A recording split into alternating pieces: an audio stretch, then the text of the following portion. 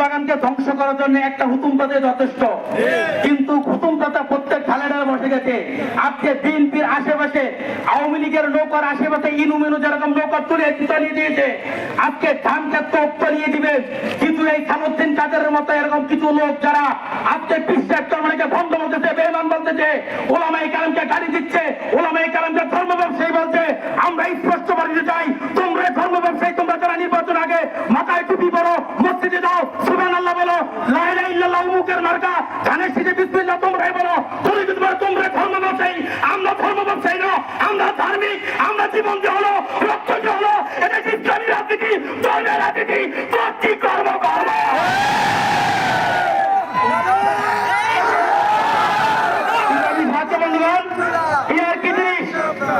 ছোট্ট শিশু করে বাচ্চা বুঝবে।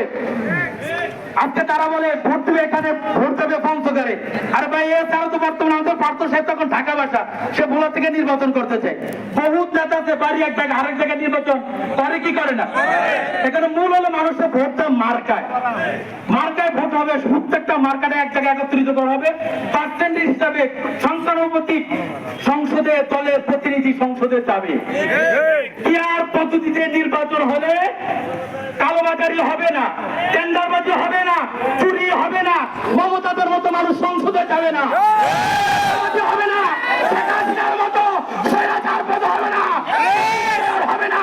এখন আমরা পেয়ার নির্বাচন চাই, পেয়ারের মাধ্যমে আর কোন প্রেসিডেন্টকে আমরা বাংলা জমিনে দেখতে চাই না, দেখতে চাই না। আজকে বিএনপি সব চিনিতে নাই, না না না, চুপ্পুকে নিষেধ করতে হবে না, আওয়ামী লীগকে নিষেধ করা হোক না, আজকে 14 দলকে নিষেধ করা হোক না, পেয়ার পদ্ধতি নির্বাচন চাই না,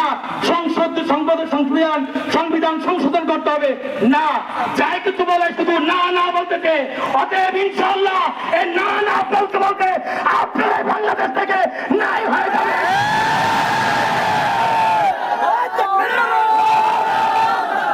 সংগ্রামী ছাত্র বন্ধুগণ, তারেক রহমান সাহেবকে বলবো, এই সালাউদ্দিন সাহেবের মুখের লেগাম টেনে ধরুন। তিনি আজকে দেশের কোটি কোটি মানুষের ধর্মীয় আধ্যাত্মিক রাহবার বিশ্বের জনগণকে বেঈমান বলেছে, বন্ধ বলেছে। এর বিচার যদি না করা হয়, এদেশের জনগণ তাদের বিচার করতে বাধ্য হবে, বিচার করতে বাধ্য হবে। আমরা দেশে পেশা আসি নাই, আমরা এই দেশেরই সন্তান। আমরা কোরআনী রাজ প্রতিষ্ঠা করতে চাই, কোরআনী আইন প্রতিষ্ঠা করতে চাই। এই কোরআনী আইন বাধা দিতে চালাবে কোনজনের সন্তানকে এতিম করে মায়ের থেকে বিদায় নিয়ে আমরা রাজপথে আসবো, রক্ত দিব, কাপড়ের কাবান করে রাজপথে এসে আল্লাহ জমিন আল্লাহ দিন প্রতিষ্ঠা করবই করবো, করবই করবো।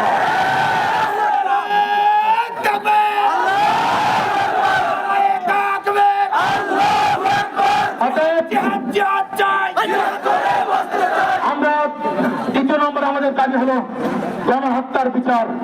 যারা 17 বছর ভোটের অধিকার গণহত্যা চালিয়েছে বাংলার জমিনে, বারবার পিলখানা হত্যা চালিয়েছে, ৭৭ হত্যা চালিয়েছে, 18 হত্যা চালিয়েছে, 24-এ পাখির মতো গুলি করে বাংলাদেশের সন্তানদেরকে হত্যা করেছে।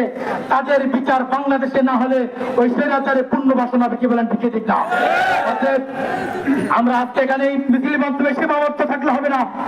আমাদের আগামীতে আজকের পরে কালকে হয়তো আন্দোলনে ডাক আসবেন। প্রয়োজনে বিশ্বের চরমনে যদি আমাদেরকে ঘোষণা দেয় এই পেয়ার পদ্ধতি এবং সংস্কার এবং গণহত্যার বিচারের দাবিতে বিশ্বের চরমনে যদি আমাদেরকে আগামীকালকে ঢাকা আসতে বলে, আমরা ঢাকা যাওয়ার জন্য প্রস্তুত হয়েছি।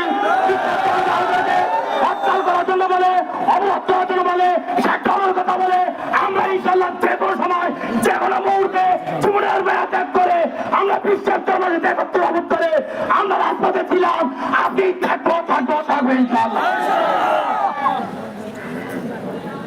সংগ্রামী সহযোগিতা